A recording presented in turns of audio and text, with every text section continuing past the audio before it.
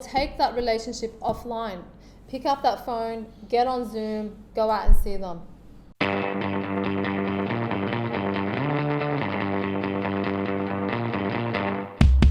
Welcome back. I've got Rana Kordahi with me again. Welcome, Rana. Thank you, John. Thank you. You've been bringing us great value, and thank you very much for the discussion. I love that last one on cold calling. You can tell I'm passionate about that. Absolutely.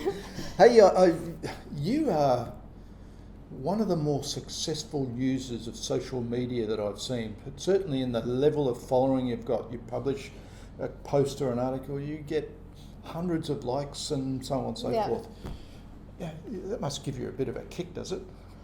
So, firstly, I want to give credit to all those likes to the people that are in my life that are liking them. So I've got a lot of connections.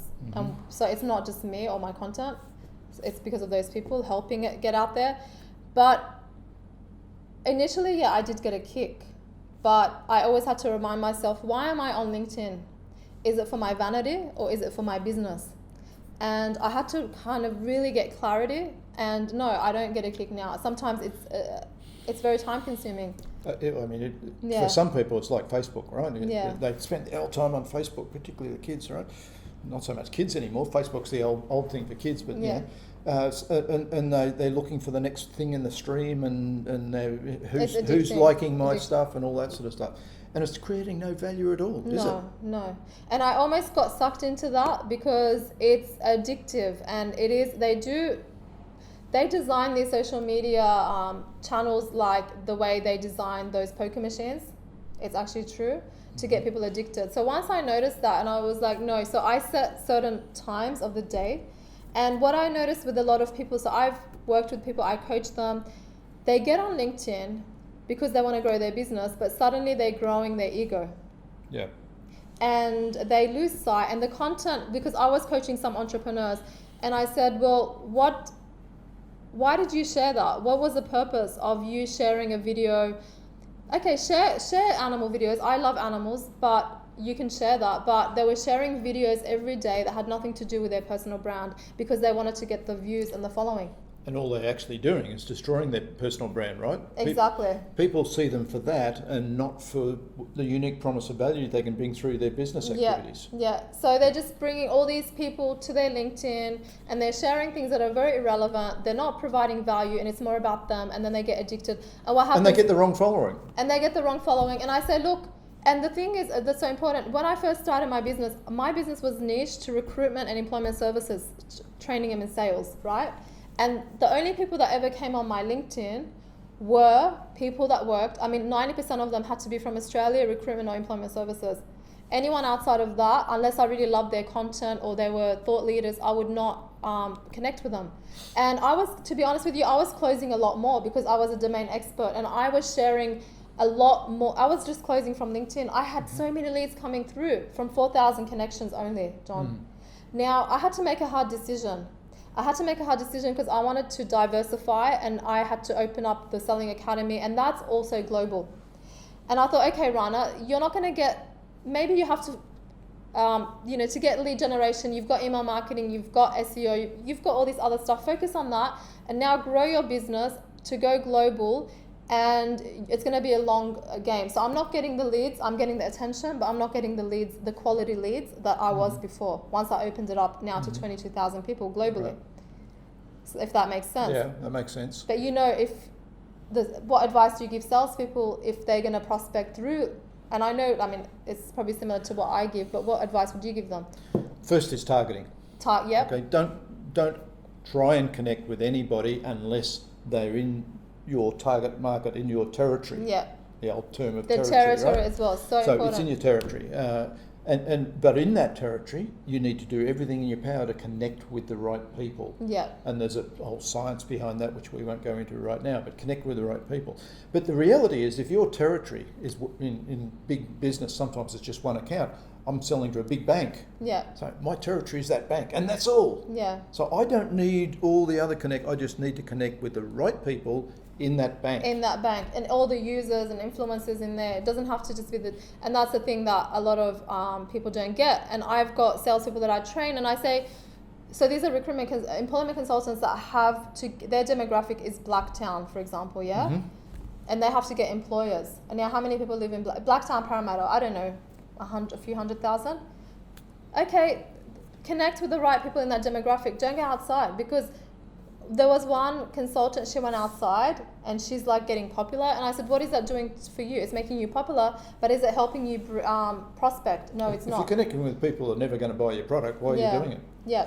I mean, that's being a little bit callous. Yeah. But the reason, and let's put the customer at the centre of what we do. The reason you're connecting and producing content and commenting on things is to help people Yeah. The that right you can help, and that will ultimately build a relationship and do business where you continue to help them. Yeah. Right? If you get connecting with somebody that you might be able to help a little bit, but it's never going to get to the stage where they're going to enable you to help them even more by buying your product or service or whatever, then it's a waste of time for them and you. Yeah, that's true. But just on a point of that's advice I was giving is more for salespeople and entrepreneurs that are target marketing. But if you want to be an influencer, go for it. Connect with as many people like Oleg. I don't know if you've seen him. He has 1 million followers. Well, Tony Hughes is a case in the sales masterminds. Tony's got 300,000 followers on LinkedIn. Yeah. But of course, Tony is a keynote speaker. Exactly. He's an author. He's published 2 books and more on the way. So he has a global audience. Exactly. And it's a totally different thing. Yeah. And I do a little bit of that, right? But not as much. But the reality is, I get most of my business from 30 people. Yeah. 30 people. Yeah. And those 30 people are who I need to create value for through my social media activity and point them at my content and so on, and help them in developing their own business. Yeah. And it's the right people, targeting those people and helping those people. Because if you have the wrong people, they're not even going to understand what you're talking about, and they will switch off. Oh, yeah. Well, but yeah, you're right about the geography. Your Blacktown example was spot on. Yeah. I mean, if your business is not addressing opportunities for other people outside of that geography, then don't connect with other people. You're not going to be able to help them. Yeah. So that's so true. So I agree. The vanity issue is a big issue. That is. And you know, I talked with Tim Hughes about social selling and so on, and he keeps it so simple. It's got nothing to do with lots and lots of conversations and connecting with hundreds of people. It is a very, very clinically focused, targeting people, targeting organisations, and working out how I can get value to those organisations through social media, but as quickly as possible get then through building the relationship to an ultimate point of picking up the phone and calling them and going and seeing them. So, I mean, of course, as well, take that relationship offline. Pick up that phone, get on Zoom, go out and see them. Because and a lot of people, they're so comfortable. And I think it's brave of Tony to call people on his LinkedIn and to take to take that relationship further, because a lot of entrepreneurs that I know are not comfortable doing. They're not even comfortable. Like for me, I still send emails, messages to my connections to sell them something, just so you know. But it's not straight away. It's like, hey, by the way, this is what I do. Here's and more to the point, looking for the triggers. You know, the triggers. I focus in all my training and development of sales teams out there. You've got to identify what triggers are going to happen in your target customers and target organisations, and then be ready for those triggers and know what to do when you see one of those triggers. And then it's just a process. You see a trigger and you know how you're going to help that customer. Yeah, like the Royal Commission now. We need to do something about that. That's a huge trigger.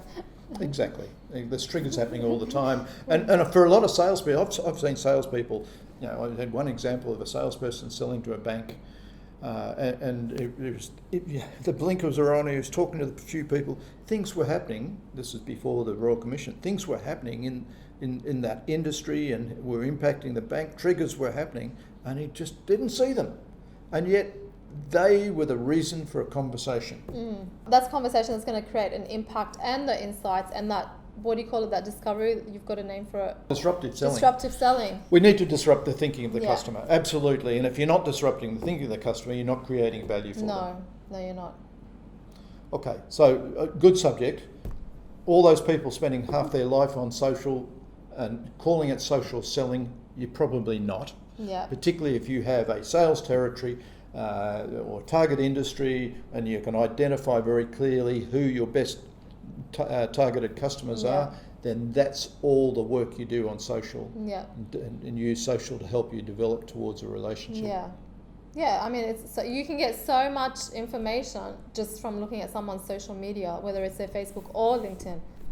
And in the B2B environment, Navigator, LinkedIn Navigator is a must-have. Yeah. Can't sell without it. No, I totally agree. All right, that's a good discussion. So if you're caught up in the vanity of social, LinkedIn, etc., be very careful. It might be costing you a lot of time and no productivity.